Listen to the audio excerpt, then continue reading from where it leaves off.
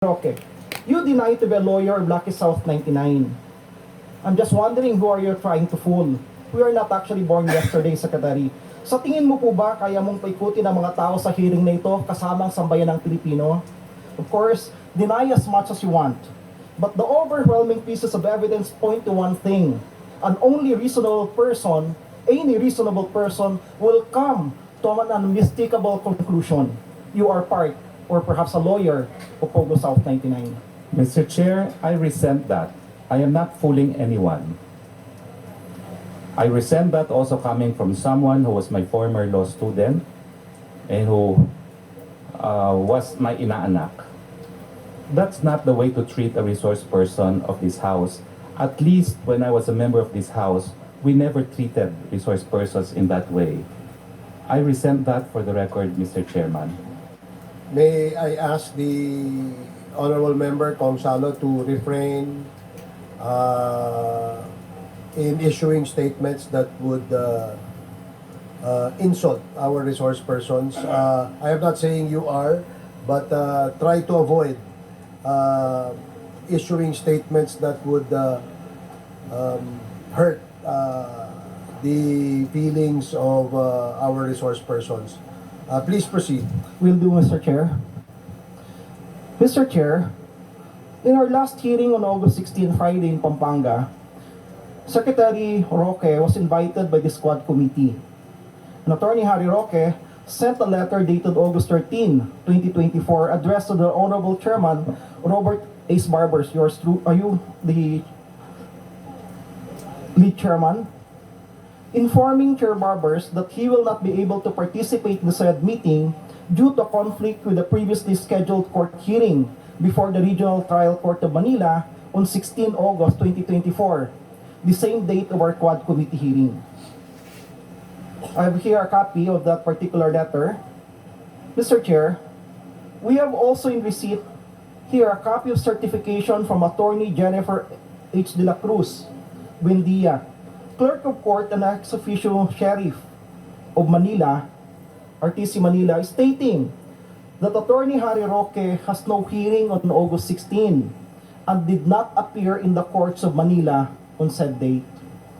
Mr. Chair, I hate to say it, but clearly, Attorney Harry Roque, our former secretary, and my former professor, law professor, lied to this committee. And that amounts actually to disrespect of the members of the committee, which is contemptible under Section 11E of the Rules of the House of Representatives on inquiries in aid of legislation. I therefore move, Mr. Chair, that Attorney Harry Roque be cited for contempt for disrespecting the members of this committee when he lied in order to evade attending the hearing of this committee where he was invited. So move, Mr. Chair.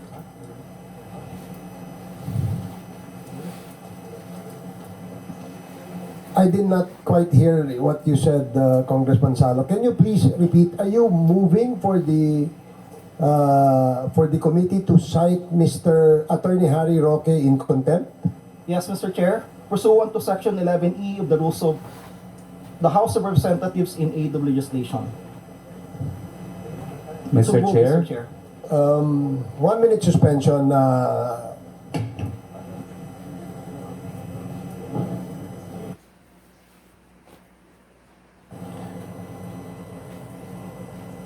The reason for the contemptible act committed by our resource person is in paragraph E, which reads, acting in a disrespectful manner towards any member of the committee or any misbehavior in the presence of the committee. So, may I solicit comments from our members before we rule on this motion? In the spirit of fairness, because the committee has been citing our resource persons who have violated this rule in contempt and detaining them in the premises of the House of Representatives. Would there be any comment from our members? Mr. Chair,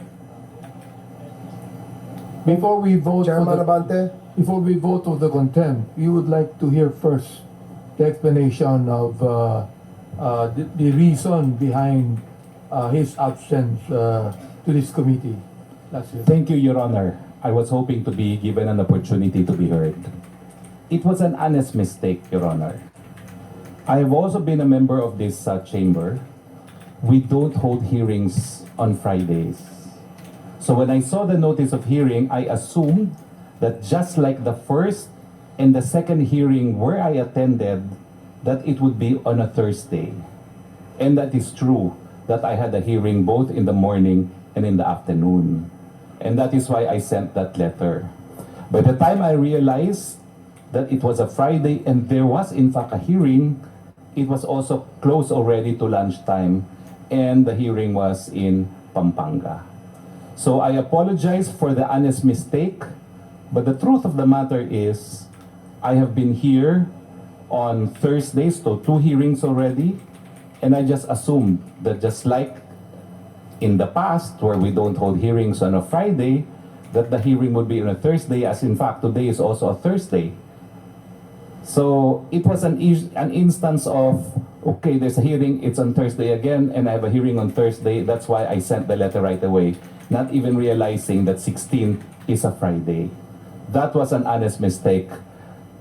Had I had any intentions not to appear, I would not have appeared today as well.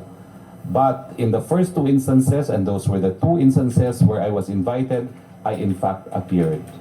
I have no wish to disrespect the very same body of which I was a part of, which I consider at some point in time as my happy place, in fact, the House of Representatives.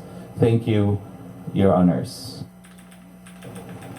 Any other member who wish to make a comment? Mr. Chairman, can we have Congressman Fernandez? can we have a copy of that certification that was issued by the Regional Trial Court? Because I haven't seen the copy yet, and that's the reason why medyo kanina I was a bit shocked about it. So, Here.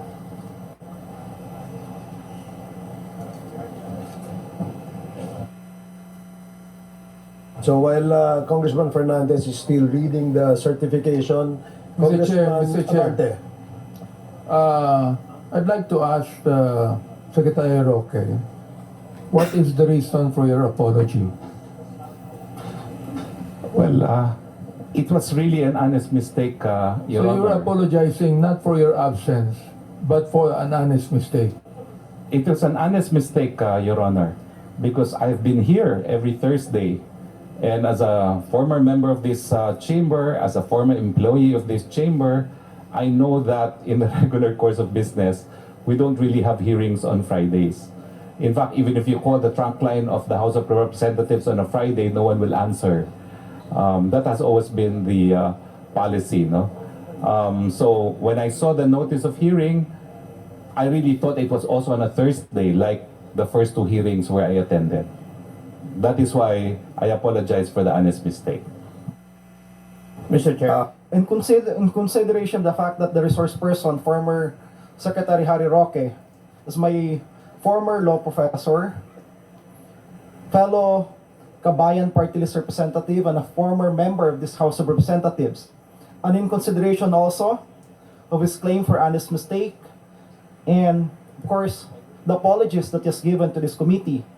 And finally, in consideration personal relations, as he has mentioned a while ago that he was my ninong, respectfully move, Mr. Chair, that the penalty be given be shortened to the barest minimum, which is just 1 day or 24 hours, Mr. Chair.